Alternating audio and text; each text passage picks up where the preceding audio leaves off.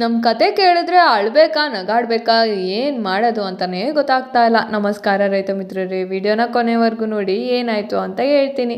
ಒಂದು ಕಡೆ ಗೊಬ್ಬರ ಹಾಕಬೇಕು, ಇನ್ನೊಂದು ಕಡೆ ಗೊಬ್ಬರ ಕೊಟ್ಟ ತಕ್ಷಣ ನೀರು ಕೊಡಬೇಕು, ಇನ್ನೊಂದು ಕಡೆ ಭತ್ತ ಕೊಯ್ಬೇಕು, ಇನ್ನೊಂದು ಕಡೆ ಅರ್ಶಿನದ ಸೋಗು ಕೊಯ್ಬೇಕು.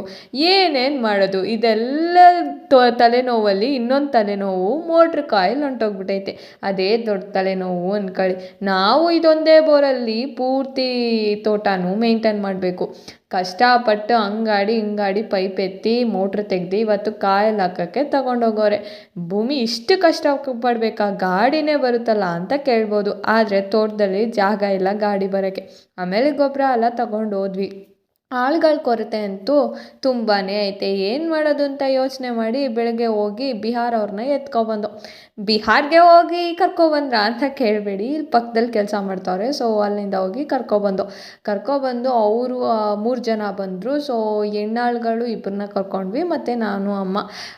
ಟಿಲ್ಲರು ಚಿನ್ನು ಓಡಿಸ್ತಾ ಇದ್ದ. ಆಮೇಲೆ ಗೊಬ್ಬರ ಎಲ್ಲ ಶಿಫ್ಟ್ ಮಾಡಿ ಹೆಂಗಾರು ಮಾಡಿ 2 ಎಕರೆಗೆ ಹಾಕ್ಬಿಡ್ಬೇಕು ಅಂತ ಟ್ರೈ ಮಾಡ್ದೋ, ಬಟ್ ಆಗಲಿಲ್ಲ. 1 ಎಕರೆಗೆ ಆಗಿದ್ದು.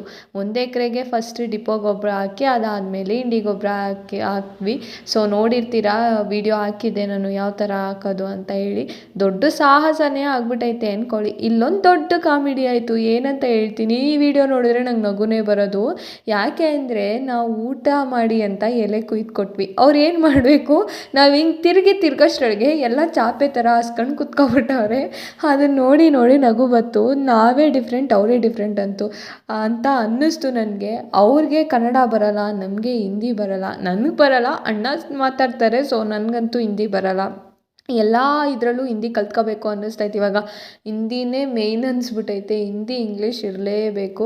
ಆಮೇಲೆ ಗೊಬ್ಬರ ಎಲ್ಲ ಹಾಕಿ ಮುಗಿಸಿದ್ವಿ. ಆದರೂ ಇನ್ನೂ 3 ಎಕರೆ ಐತೆ. 2 ಎಕರೆ ಕಂಪ್ಲೀಟ್ ಹಾಕಿದ್ದೀವಿ. ಸೊ ನಾಳೆ ಹೆಂಗಾರು ಮುಗಿದ್ಬಿಟ್ರೆ ಸಾಕು ಅನಿಸ್ಬಿಟ್ಟೈತೆ. ಅಷ್ಟು ಕಷ್ಟ ಅನಿಸ್ಬಿಟ್ಟೈತೆ. ನೋಡೋಕ್ಕೇನೋ ಈಸಿನೇ, ತೋಟ ಮಾಡೋದು ಎಲ್ಲ ಸುಲಭ ಅಂದ್ಕೊಬಿಟ್ಟವ್ರೆ. ಸುಲಭ ಅಂದ್ಕೊಂಡು ಯಾರೂ ಕೈ ಹಾಕಕ್ಕೆ ಹೋಗ್ಬಿಡಿ, ತುಂಬ ಕಷ್ಟ. ಮೇಂಟೆನೆನ್ಸ್ ಕಷ್ಟ. ತೋಟ ಇರೋರಿಗೆ ಗೊತ್ತಿರ್ತದೆ. ತೋಟ ಇರೋರು ಇದ್ದರೆ ಕಮೆಂಟ್ ಮಾಡಿ, ಕಷ್ಟನಾ ಈಸಿನಾ ಅಂತ. ದುಡ್ಡು ಮಾಡೋದು ಕಷ್ಟನೇ, ಈಸಿ ಏನಲ್ಲ. ಸೊ 1 ಎಕರೆಗಿಲ್ಲ ಅಂದರೂ 2 ಲಕ್ಷ ಗಂಟ ಖರ್ಚು ಮಾಡಲೇಬೇಕು ಅಲ್ವಾ? ನೀವೆಷ್ಟು ಖರ್ಚು ಮಾಡ್ತೀರಾ ಅಂತ ಕಮೆಂಟ್ ಮಾಡಿ. ಬಾಯ್.